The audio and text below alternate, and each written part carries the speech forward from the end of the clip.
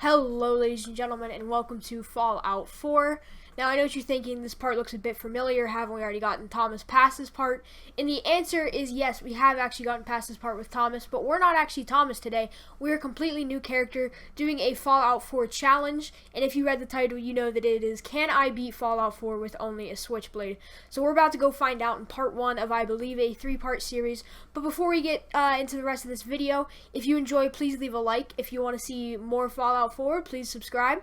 If you want to see me do more challenges like this, leave a comment. Let me know let me see your opinions on what I should do next, or how I should continue this challenge. If you have any cool ideas, any ideas where I can get like a legendary Switchblade maybe, that would be super awesome if you guys could let me know this. But we're moving through the vault, and the first challenge we already face is getting past these rad roaches that are going to come up very soon. As you can see, we do our best to block them with doors, but it's not perfect, obviously.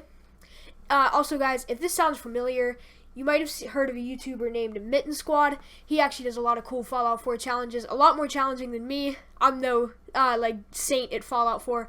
Not great. I'm decent, and that's why I'm kind of doing the Switchblade. It's not too incredibly hard. I know that I probably could beat it with enough time and effort. I guess the real question we're answering today is, can I beat Fallout 4 with a Switchblade and still have fun and do it efficiently while doing it? So we're gonna go find that out. So far, though, I am not having fun at all. These rad roaches are completely jumping me. It's insane. And if I talk in the third person, it is because I'm actually doing this as a voiceover. I've actually recorded this before I'm talking to you guys. In fact, about a week ago, I recorded this. But as I was trying to upload this video, I ended up corrupting it. So that's why it took so very long for this to come out. But part 2 should be slated to come out next week. I think, like the November 5th, Wednesday probably, I assume. I'm not exactly sure. But there we go, picking up the 10mm pistol. It actually doesn't do us any good yet, because we can only use the Switchblade, obviously. So, pistol doesn't do too good. We use the terminal, open up this door here. Open the just normal Fallout 4 continues. Still doing our best to avoid these rad roaches. A few things I want to talk about too before we get on. If you guys are interested in my streams Saturday and Sunday, I'm actually going to be doing a double stream Saturday and Sunday this upcoming week, where I stream Halo Saturday, and I'm going to be streaming Fallout 4 Thomas Sunday. So we'll be doing that. That'll be a lot of fun if you just want to go check it out. 7 a.m. Eastern Time. Also, another thing is there's a new Apex Legends season coming out, and I was going to do a series, maybe like Rags to Riches, Zero to Hero, and whatnot, just because I'm not the greatest at Apex. I'm hardly even good, but I just think it would be cool for some of you mediocre Apex players to kind of see how a average, maybe even below average player can do his best to get high ranks, and just kind of see what goes through my mind. That series would probably be set up as similar to this. Actually, I would probably just play a game, record the game, and I would do a voiceover. I'd probably record an extra copy too if you guys don't like hearing my voice and you'd rather just see me play. That will be posted up too. But we'll be doing that, and then a few times we'll be swapping out Saturday streams for Apex streams, so that'll be a lot of fun. We're also, a lot of them are going to be done solo, so you guys know that you don't actually, it's very helpful to have a squad that you can play with. But I know a lot of you guys can't really find the friends that are either interested in the game or have the same console as you. I know that's a big problem. But here we are now, just waiting at the Pip-Boy, waiting until you can pick it up. As you can see, you can't pick up the Pip-Boy until you're out of battle, and we are still in that caution state. So a few things about this too is we are allowed to pick up legendary Switchblades. It doesn't have to be like a base Switchblade. I highly doubt we'll actually find a legendary Switchblade, but it's possible. So here we are now, Museum of Freedom. Just looting this guy really quick. Gonna collect some stuff so we can eventually get caps. And for those of you who have entered the Museum of Freedom, you probably know that there is actually a Switchblade we can easily pick up in here. We're gonna have to do some evasive dodging, but we can get to it. Not too difficult. Another thing I have to mention is that we are not actually allowed to use any companions unless the game gives them to us. So at Red Rocket, we had to pass up on Dogmeat because we don't want him doing all the work for us. However, when we go to ArcJet or other situations where the characters must come with us, like when we go to Fort Hagen, those are okay because there's honestly no avoiding we can do about it. As you can see on my perk tree here, I went with a heavy luck agility build. I put the rest into strength, as strength is just good for extra damage with the Switchblade. As you see right here, just sorting through our inventory, but the legendary Switchblade is now in our possession.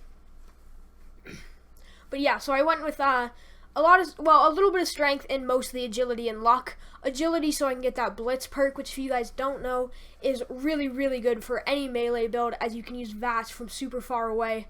And then luck was kind of a perk that I wasn't sure if I really wanted to take. In any of my Fallout 4 playthroughs, I always kind of neglected luck because I thought it was just kind of a silly, funny ability that wasn't really that good, and I thought it was kind of bad. But after playing through this playthrough, I've started to realize just the greatness that luck has. It is so good. And as you'll see with more of these perks I just get so many crits, and it's so good. If you guys ever want to have, I would argue that, or I would definitely say luck is the most fun. If you want to have the most fun, definitely go with luck. It's a little bit practical. If you guys are going for like a survival gameplay, then maybe not too much luck. But if you guys want to have fun, please pick luck. It is so much fun, especially with the Idiot Savant perk. The Idiot Savant, what it does is it multiplies the amount of intelligence you get randomly. And it'll, or not the amount of intelligence, excuse me, the amount of XP, which makes you level up super fast. It is, as of now, the fastest way to level up in Fallout 4. So that's a main reason why I took that too, was so that I could just get as many perks as possible. So we're just kind of making our way through the compound that is the Museum of Freedom. We don't really have any other business being here. We're just kind of killing them, because why not? Also, we're looking for armor too, and that's another thing. Legendary armor is allowed. I am allowed to wear any type of armor as long as I'm not doing damage with anything but a Switchblade. So no frag nades, no frag mines, anything like that. Also, power armor is allowed too. However, I decided that that I probably wouldn't be using it, being that I'm supposed to be a stealth character, and that power armor doesn't really help us too much. So we're kind of making dumb decisions here. We're just sitting out in the open. Luckily, we managed to get rid of this guy because we get that lucky crit. That's just what I'm saying, guys. I think I've already used 3 crits just in the Museum of Freedom. It's honestly insane. Go ahead and equip some more armor. And here we are up with Preston. Then we realize that the door's locked, so we have to go kill these people over here. We almost actually die right there. It was pretty close. But we have enough stim packs on us. And one of my main plans through this playthrough too was to heavily abuse stuff like Psycho and Jet, other things like that. That was one of my main plans, and you can see later on that we actually do that. So here we go. We take out these final raiders, and as you can see, the Switchblade, another great thing about it is that you're able to attack up to 7 times in VATS, and that's just such a useful thing about it. Another reason why we went with agility was so we could attack that much. Kind of sort of sneak up on this guy. He doesn't really expect it at first, and then for some reason we take 2 slices at the wood. Not really sure what I was thinking there. So down goes that guy. Here we are walking up to Cambridge. So I take a little, I don't know why. Oh, so I'm listening to see if they're fighting yet, and they are. So I went up to Paladin Dance, and I was originally going to just go do the Arc Jet now, but I actually decided against it. As you can see now, though, kind of just hop in this little gate, let Dance do everything. This is a great idea. This is a great strategy for those of you just trying to, not take damage by the ghouls. So I just wait here, let Dance do all this work. So in today's episode, we managed to get all the way up to Nick Valentine, which is a little bit slower than I wanted to get to. But in part 2, my goal is to kill Catalog and to solidify what faction we're going to go with. And then part 3, we'll be taking out the Institute. My plans were to either go with the Institute or with the Railroad, because the Railroad is kind of just the easiest faction, I believe, to side with. But I feel like the Institute is also a very safe one. The Minutemen, actually, yeah, I take that back. The Minutemen are probably the easiest to side to. Their quests are probably the easiest, but they're very tedious. It's all about travel here, kill so-and-so enemies, repair so-and-so, report to Preston, and then you have to do that 5 more times, rinse and repeat, and it gets kind of annoying. As you can see now, we're in a bar, and this is actually very helpful for my strategy to get a lot of things like Psycho, Jet, buff out. We watched 2 grown men fight. One is the clear winner here. Yeah, absolutely just wrecks on that guy. Flops over hard. So that's actually going to give us the quest Diamond City Blues, which will then, if we eventually come back later, kill Cook, and we find a mysterious note on him about a drug deal, and we're actually waiting right outside of it right now. We're watching them just talk about it. I'm trying to see if I can get anything sneaky, but I can't quite reach that far. So we just slowly move up. I still really wanted to go sneaky. I ended up saving up my VATS and everything for this.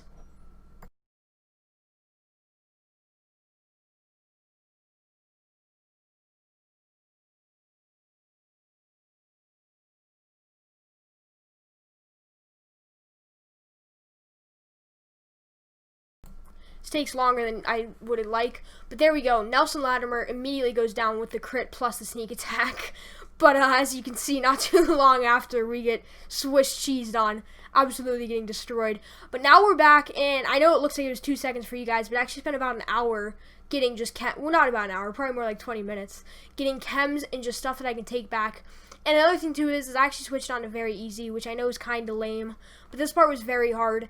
And if it does like eventually get too easy where it's like it's not even fun anymore, I'll crank it back up. But for now, I just put on very easy.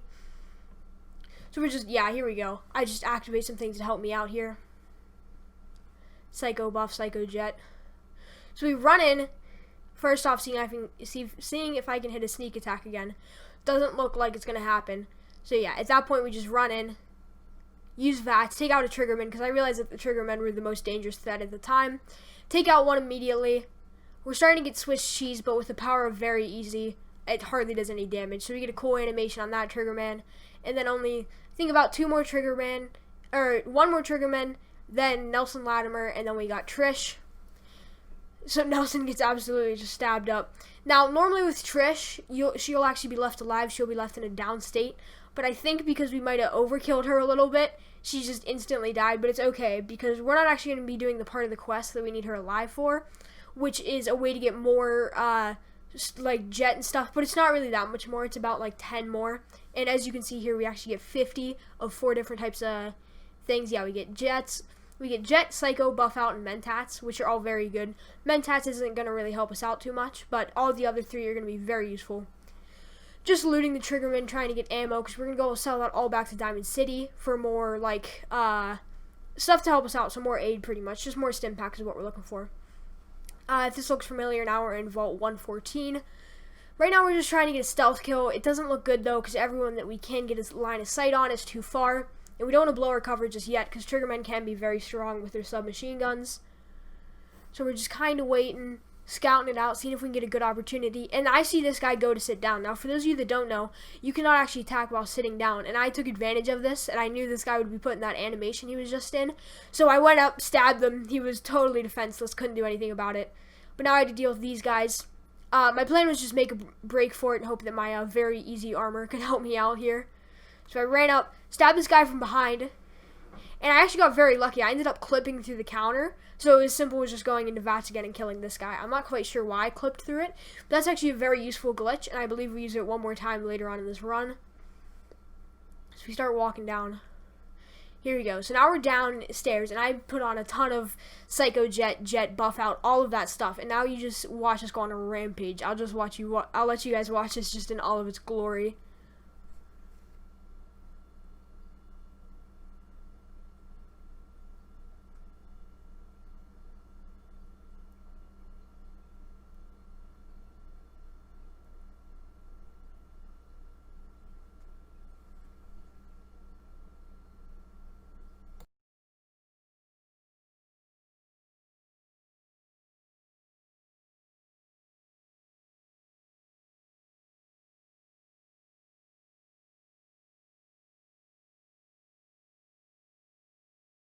So, as you saw right there, guys, we managed, there's still a few more, but we get them pretty easily.